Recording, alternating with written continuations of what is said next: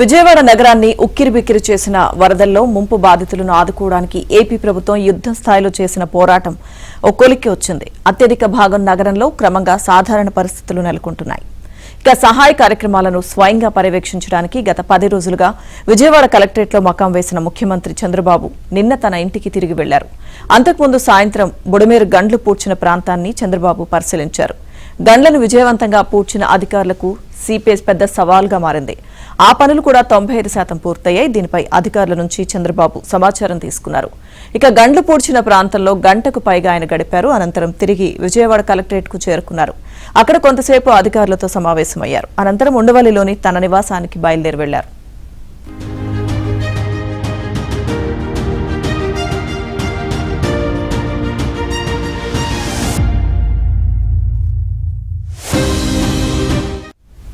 Operation Vijayawada ముమ్మరమైంది. Budameru గండ్లను ఇప్పటికే పూడ్చిన AP ప్రభుత్వం గట్లను పెంచి పటిష్టం చేసే పనులను వేగవంతం చేస్తుంది.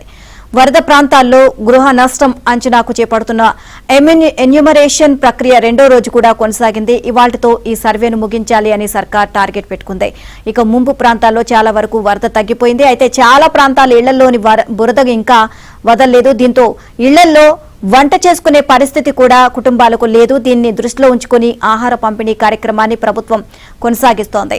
ఇక బాధితులు తిరిగి నిలబడే వారికి అందిస్తున్న సహాయాలను కొనసాగించాలి అని కూడా భావిస్తోంది. మరోవైపు వరద నీటిలో నిన్నటిదాకా మునిగి పాడైపోయిన తమ వాహనాలను బాగు చేయించుకునేందుకు వస్తున్న వారితో నగరంలోని మెకానిక్ షాపులు కిక్కిరిసిపోతున్నాయి. ఒక్కో షాపు వద్ద 100 బైకులు కనిపిస్తున్నాయి. ఇంకోవైపు ప్రభుత్వం పురమాయింపుతో రంగంలోకి దిగిన మెకానికులు ఇంటింటికి వెళ్లి ఇళ్లలోని వస్తువులు వాహనాలను రిపేర్లు చేస్తుండడం కనిపించింది.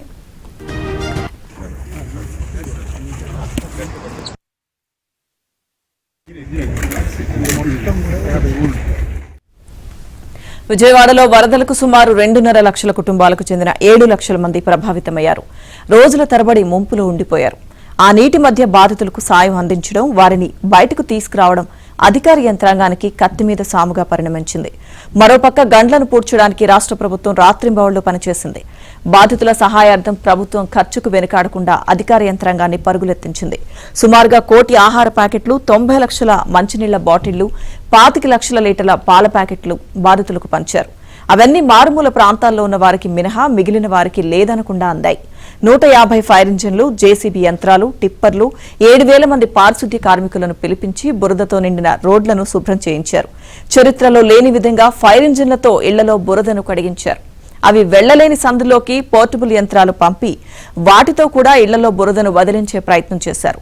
డ్రోన్లను ముంపు ప్రాంతాల్లోకి పంపి పారిశుద్ధ్య కార్యక్రమం ఎలా జరుగుతుందో వాటికి ఉన్న కెమెరాలతో పరిశీలించారు. ఇటువంటి ప్రయత్నం గతంలో జరగలేదు. అటుపక్క ఇటుపక్క అప్రోచ్ మాత్రం ఇలా 5 ఇయర్స్ ఇలా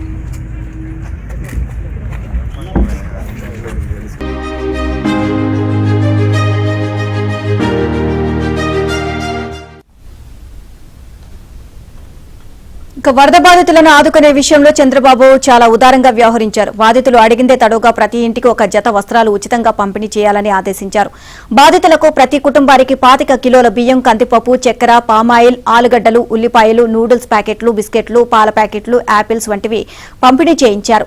ఇళ్లలో చెడిపోయిన వస్తువుల రిపేర్ల కోసం తయారీ కంపెనీల ప్రతినిధులను ముఖ్యమంత్రి పిలిపించి వీలైనంత తక్కువ ఖర్చులో రిపేర్లు చేయించడంపై దృష్టి పెట్టారు. బీమా కంపెనీల వారిని పిలిపించి పరిహారం త్వరగా ఇచ్చేలా మాట్లాడారు. ఇక బాధితులకు నష్టపరిహారం ఇచ్చే విషయంలో కేంద్ర సాయం రాబట్టడానికి కూడా ఆయన గట్టి ప్రయత్నం చేస్తున్నారు. రాష్ట్ర నలుమూలల నుంచి రెవెన్యూ అధికారులు, ఉద్యోగులను పిలిపించి ఇంటింటి సర్వే వేగంగా జరిపిస్తున్నారు. సర్వే పూర్తయి నష్టంపై ఒక అంచనాకు వస్తే తదనుగుణంగా పరిహారం నిర్ణయించాలి అని అనుకుంటున్నారు.